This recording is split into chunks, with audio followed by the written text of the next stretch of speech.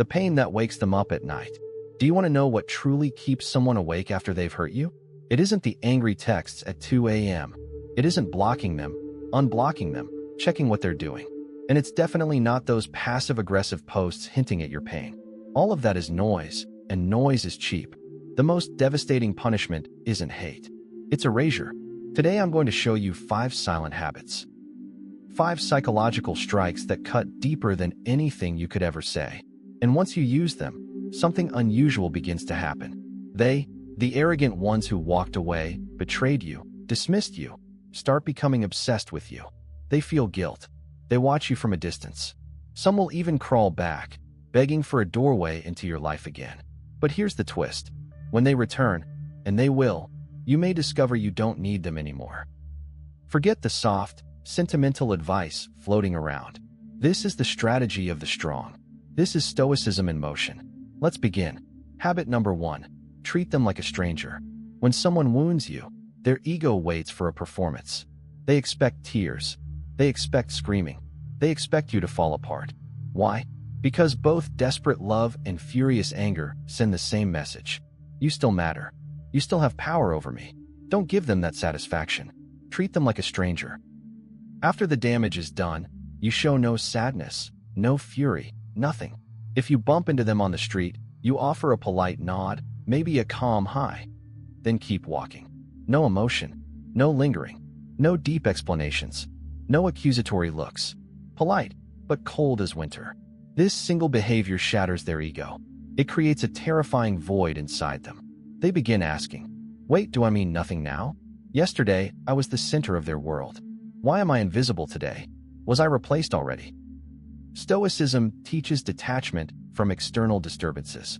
You reduce them from a major variable to a nameless passerby.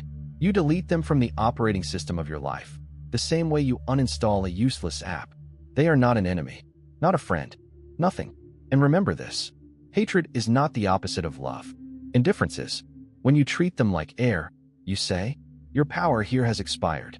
But be careful, most people fail right here. They pretend to be cold while secretly waiting for a reaction. Don't do that. Real power isn't in what they see. It's in who you are when they're no longer part of your world. Which brings us to habit 2, the one that flips the entire game. Habit number 2, build a new life without them. They expect you to collapse. So do the opposite. Now that they're gone, the stage is empty, and this is where real regret grows inside them. While they imagine you curled up at home, broken and lonely, you rise. Upgrade your circle. Meet new people, ambitious, respectful, joyful people. Go new places. Learn new skills. Let authentic happiness shine through you. Not the forced, posed Instagram happiness meant to get their attention. Real joy, the kind that appears in unfiltered moments, in your eyes, in the way you laugh with people who value you. This destroys them internally. Picture them secretly checking your page, and they will. They expect misery. Instead, they see you glowing beside people who lift you higher. Suddenly, their mind screams, who are these new people? Why do they look so happy together? Why do they look better without me? Why do they seem happier now that I'm gone? And here comes the sharpest knife. They realize they could have been part of that life. They had the VIP ticket, and they threw it away. Every smile you post, every achievement you earn, pours another drop of jealousy and regret into their ego. You prove a brutal truth. They were blocking you, not building you. You never needed them for a beautiful life. You only needed them to leave. As Seneca said, do not stumble over what is behind you. Run forward into the light. Habit number 3, control your reactions. Your silence crushes their manipulation. This is the hardest habit, but the most powerful. I call it becoming the stone wall. Once enough time passes, they will test the waters again. They'll poke at you. They'll post sad songs, dramatic quotes, cozy pictures with someone new. They'll talk behind your back. They'll try every low tactic for one thing. Your attention. Habit 3. Do not react. They try to provoke you. No response. They try to make you jealous. No reaction. They spread rumors. You keep living your life. This is the Stoic art of ignoring. Epictetus said, no one can harm you unless you allow them to disturb you. When you react, you hand them the remote control of your emotions. Anger? They win. Jealousy? They win. Sadness? They win. But when you stand like a stone against their waves, they panic. Your indifference becomes psychological torture. They want to feel relevant. They need to believe they still impact you. When their tricks bounce off you like rain off an umbrella, they unravel. They'll try again. They'll send a casual, "Hey, how have you been?" They'll bring up old memories. But you remain calm, distant, unmoved, as if they're a mosquito buzzing near your ear, not even worth swatting. The message you send: you cannot make me happy. You cannot make me angry. You cannot hurt me anymore. That realization crushes their ego completely. You've already won 70%. But the next part determines whether you're truly strong or just pretending. Habit number 4, high road silence. No gossip, no revenge, no explanations. This habit feels insane in today's call-out culture. But it is the signature weapon of the Stoic mind. When people ask what happened, you don't trash them. You don't list their sins. You don't act like a victim. You simply say, "Things didn't work out. I'm focused on better things now." Why? Because silence is class. The person who hurt you expects a mud fight. They want you to explode so they can say, "See? They're crazy. I'm glad I left." Your anger becomes their shield. Your pain becomes their excuse. But when you rise above the chaos, you strip that shield away.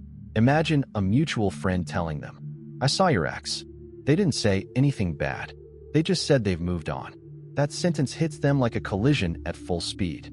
They can't twist the story. They can't blame you. They can't claim you were dramatic.